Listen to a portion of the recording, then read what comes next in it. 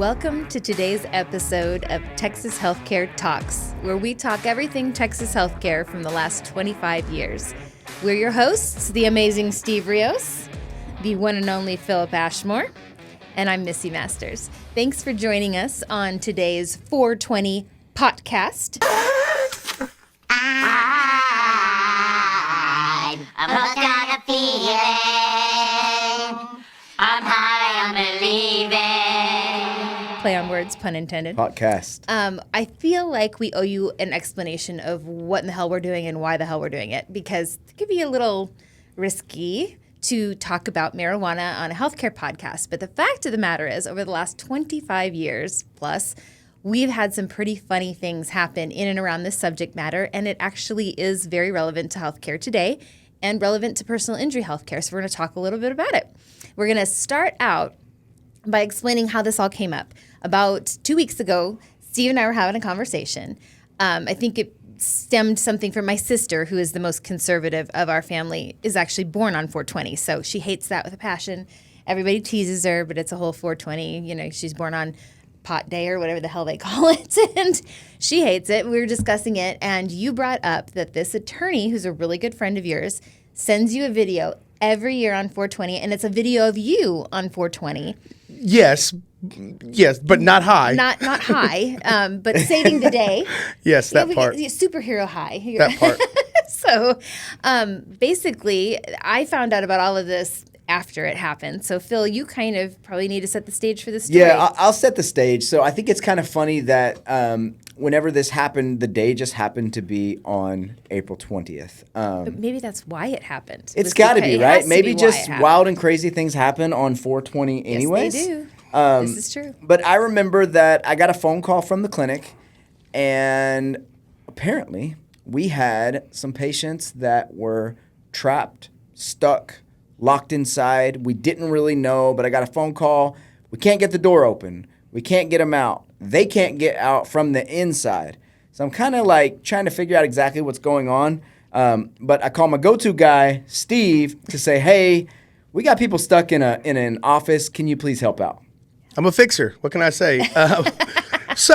And this is at one of our clinics, and it's not too far away from my house. And so I get the phone call, and I'm confused, don't really know what's going on. I call over there, and they explain to me that the patients had gone inside the room and had locked the door on accident, and they couldn't figure out how to turn the latch to unlock it. It's just can't figure out how to do this. On the door. It wasn't a deadbolt. It was just the latch on the doorknob.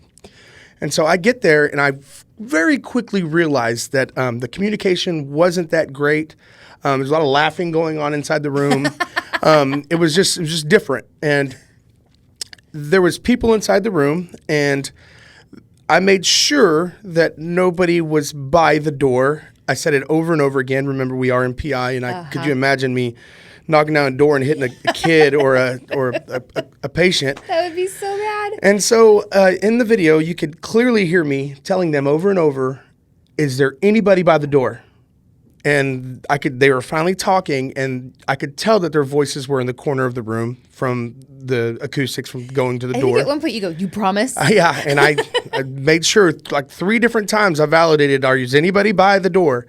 And I proceeded to put my right shoulder into the door while also having the staff video this to make sure that they got what I was telling them and that I didn't do anything wrong. Yes.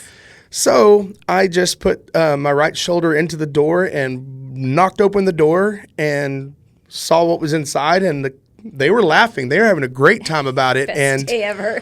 I said, everybody okay? Everybody okay? Okay. Well, I'm leaving. I didn't want any more part of it because I didn't want to implicate myself anymore, because I was always like, I don't know if this is the right call or not, but I just made a judgment call. And then I called Philip afterwards and said, hey, listen, this is what I did.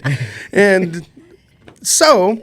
But you didn't get to be done because these particular patients were represented by your account, your attorney friend. So right. You had to deliver that news. And so that was the phone call with Philip, like, hey, I'm going to have to call this person. And so whenever I called this person, the amount of laughter that came through this phone call, and whenever he found out that there was footage of this person said, I need you to send me this right now. And I said, all right, here it comes. And while I was on the phone with him, I send him the video. I'm in the car at our clinic, and then he laughs even harder and says it's the best video he's ever seen. And to this day, I get a message every 420 from this particular client, and every year he makes it a point to tell anybody around that's us. It's a good story. This is have you seen this video of Rios? And it's so funny. Hopefully we can add the video. If not, You know what? We'll put it at the very end of the podcast. Yes. That way you have Potcast. But so you have to stay with us to the end and you can see it. like making sure it was clear. And he's so pissed. You can see And it on then his also, face. You're just so to not know, happy. like, he's being filmed. So the staff is filming Steve down the hallway as he's Greatness. about to bust in the It's just door. greatness. It was Yeah. awesome. And to this day, the staff is always like, if we ever need anything, we're calling you. And I'm Yeah, like, that's what you I want got to you. be. Well, I got your back, dude. They could call me. I just bounce right off the door and crumble and make probably funnier video. And like going forward from this, it's really one of their favorite things to talk to me about every time that I see them. And just it's one of those things people don't forget. You know what's No, we funny don't. too is it all went so perfectly. It really did. One clean shoulder hit Yep. into the door and opened. Hey, man. I mean, Your real football talk. skills Hey, man. If that was me, it probably wouldn't have opened on the first hit. So the video would have not looked so well. Could have been awesome. Yeah. We need And- to remake this video. No, we don't. A fail version. Hey, no, I'm older now. I don't know. I could. Yeah. And our one of our managing or financial officer, because he was Our like CFO. our CFO. Uh-huh. He calls me and he said, "Did you break do we need to buy a new door?" And I was like, "I don't know. I got out of there." And he comes back and he tells me, "You did a great job breaking it. You didn't break the frame. You There's a didn't do compliment. anything. You just Raise your hand if you can say somebody's complimented your door destruction skills. Way to only break the lock. Hey man, I should have been in SWAT. What can I say?" There's a thought. Well, the whole reason that we're doing today's podcast is to talk about patients and pot and marijuana use, because that is something that comes up in PI more frequently than you'd probably think, and not nefariously, right? Marijuana has been used across the nation for years to treat pain, to treat people with different illnesses, that it's effective in treating symptoms. In fact, laws in Texas just changed in March of 2026 to allow for a little bit more of the medical marijuana use. However, we at Texas Healthcare don't recommend marijuana use for our patients for a number of reasons. You really cannot be chiropractically adjusted and have physical therapy and do the things you need to do while under the influence. It's not safe. The other thing that it's probably important to note that while we are medical and chiropractic, we in no way, shape, or form do prescribe medical marijuana. That is not part of what we do. We did have a very interesting story pop up that we're going to share on this episode. Was not even a patient. We had back in our East Dallas location. We don't even have this particular location anymore. We've moved buildings since then. But it was like a strip mall storefront. So, parking lots right there, big glass windows, glass doors you could see out. And it's, as all of our locations have on the doors, it says walk-ins welcome. So this gentleman walks in, not a patient, nobody that had been in a car accident, nobody that we were going to treat for personal injury.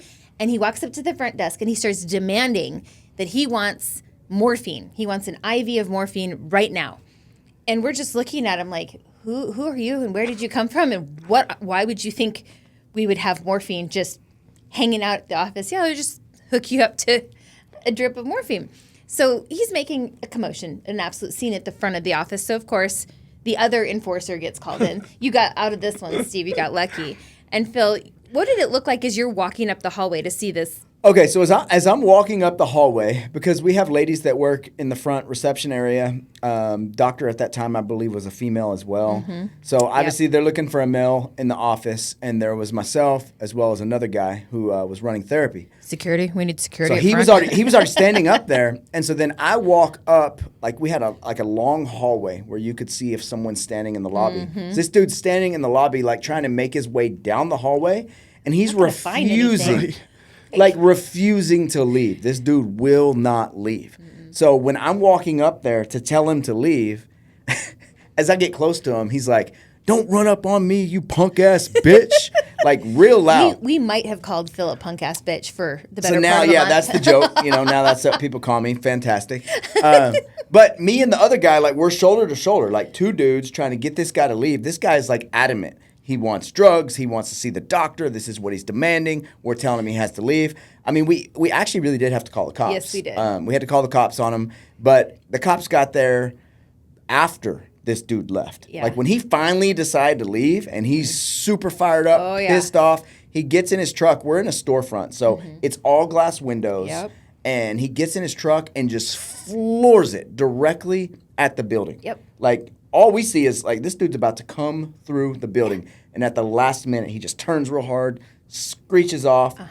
You know what's wild about that story is when the cops got there, because I'm asking these police officers like, what could I have physically removed him? Because I was this close to doing it, and they said you weren't allowed to touch him. You cannot physically touch him to get him out of the office. But he could run his truck into. Isn't that wild? I remember watching him. I mean, it was very fast, but it felt like it was in slow motion. Yep. I remember thinking, one, not how I thought I'd die. Two, if I don't die, how am I going to explain this to my dad when I call him and tell him there's a truck stuck through the front of the office? Like, good news, Dad, I wasn't driving. Bad news. It would have been worse news if I'd have been there because I would have physically removed this person. Exactly. And then my phone call with Dr. Lester would have been like, hey, I need you to come Need use the bail money? Amex to bail me out. Needs some bail money. I could already picture that. I could picture this dude telling Steve he's not going to leave. Steve saying, yes, Steve, you you are. wanna Him bet on that? still saying that. Yeah. And then Steve forcefully removing him. That's why- And it just getting bad. That's why Philip's a better person than me. Because as soon as he'd called me a punk ass bitch, I It'd would have have been removed that punk ass Yeah. bitch. But I do remember this story and Philip calling me and me driving as fast as I can to get there. I got your back. I'll be Yeah. there in 1 hour, but I got your Yeah, back. but that's wild. It is. It's crazy. And it's crazy too that we don't prescribe morphine. Oh, I know. Why because don't we if- just do that? I mean, No, this dude was out to lunch from the I get-go. don't even know how he stumbled across our clinic, Yep. but God bless him. I hope he's in a better place now. So, circling back to patients on pot, right? We don't recommend it. We don't prescribe it. And if you do show up under the influence of any drug, but marijuana is usually the easiest to smell on people, you will not be getting therapy. It is simply not safe. If you are going to be receiving any sort of therapy, you might not be able to feel how intense it is if your senses are dulled. Is that Yep. is that how you'd say that? Yeah. I'm not a marijuana user, so I'm not really sure what happens. I would just think it'd make you very sleepy. Absolutely.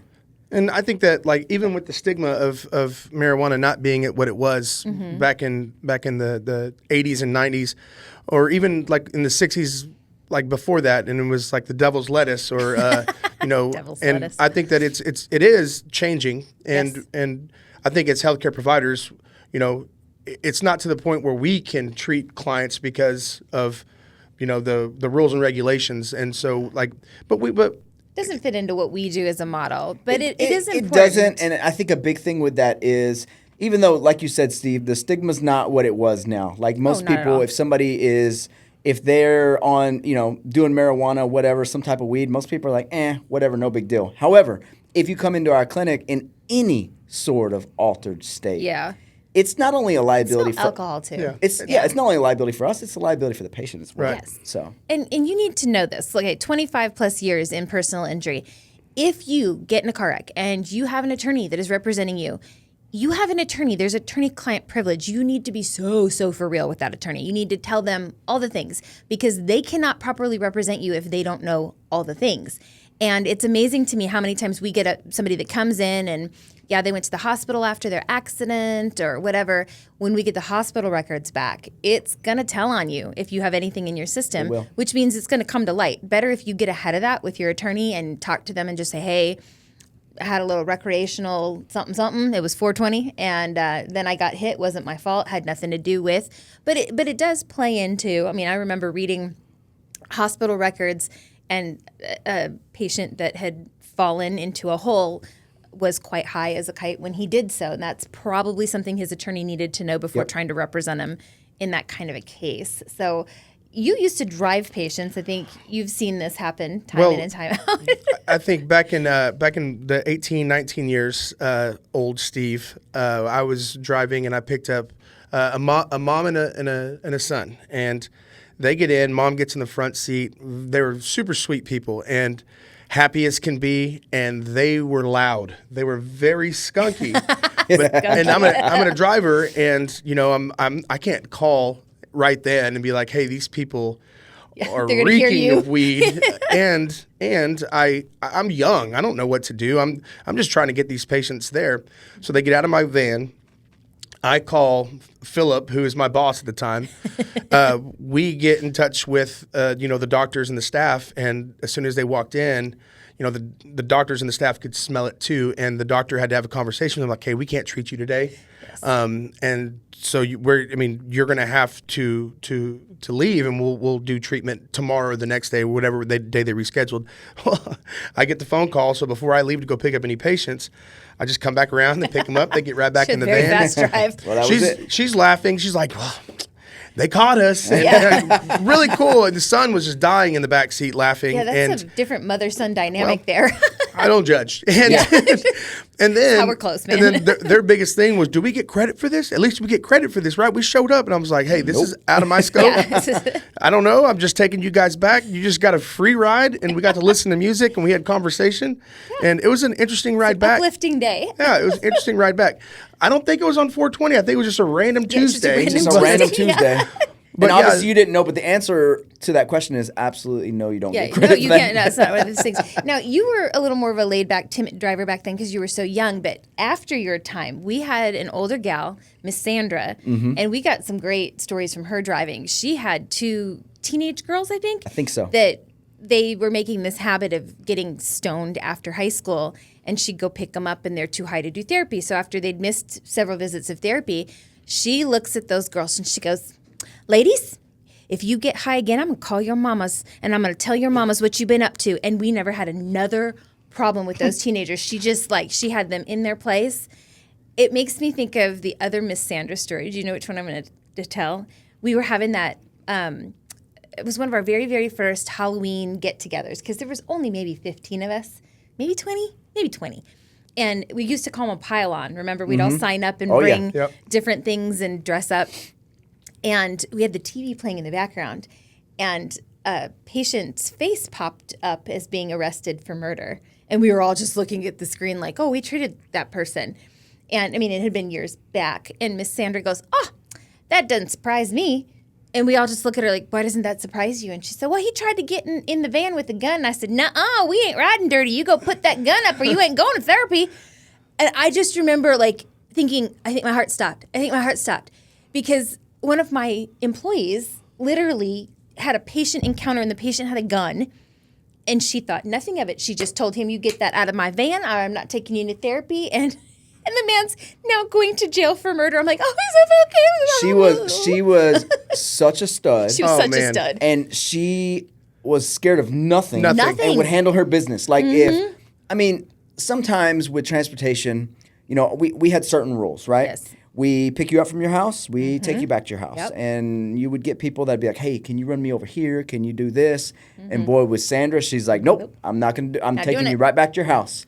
She took care of her business the best. Miss Sandra has retired and living her best life being a grandma. But, God, I miss her. I remember her interviewed her with you. And one of the reasons we hired her is she fit our culture so well. In her interview, she said, I just love peoples. I love peoples. And she did. She loved with her whole heart, and that was what made her such a good fit here. What was so cool about that Sandra story, too, is because Missy and I were interviewing a lot of people when we were looking for a driver. We hired her on the spot. We did. Right then and there. And then she jumped up and bear hugged us. Did. And I just remember thinking, this is a fit. Oh, she was great. She worked here over 15 years, she I think. Did. Before. Oh. She did. We're dropping leaves. Yeah, we're dropping leaves. Yep. That's the sign that it's time to wrap up the podcast. The sign. It is time to before all the things fall down. But thank you for joining us for another episode of Texas Healthcare Talks. We hope to see you for the next episode, where we will be Cinco de Mayo-ing. Have a wonderful day, and if you get injured or you know somebody that gets injured in the DFW area, call us. We can help. Bye. See y'all next time.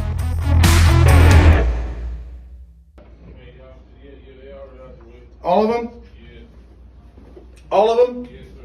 Promise?